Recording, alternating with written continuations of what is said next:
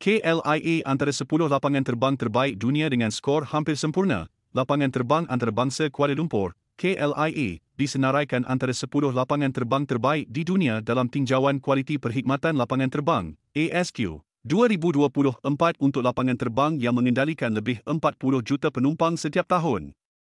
Menurut Malaysia Airports Holdings BHD, MAHB, lapangan terbang itu mendapat skor yang hampir sempurna iaitu 4.99 daripada 5 oleh Majlis Lapangan Terbang Antarabangsa, ACI, yang mewakili kepentingan bersama untuk lapangan terbang di seluruh dunia bagi mempromosikan kecemerlangan dalam industri penerbangan.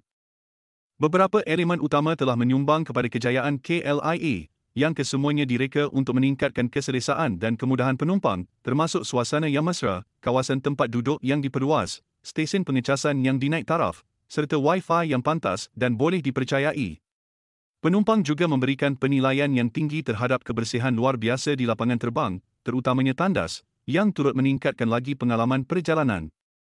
Selain daripada kemudahan yang disediakan, kaki tangan KLIA yang berdedikasi juga dipuji kerana kemesraan dan keprihatinan mereka, sekaligus mempamerkan hospitality Malaysia pada tahap terbaik sebagai persediaan untuk tahun melawat Malaysia 2026. MAHB berkata KLIA sedang menjalani naik taraf utama untuk memperbaiki lagi pengalaman penumpang, termasuk kawasan tempat duduk terminal yang diperluas, surau yang telah diubah suai, dan troli bagasi generasi akan datang.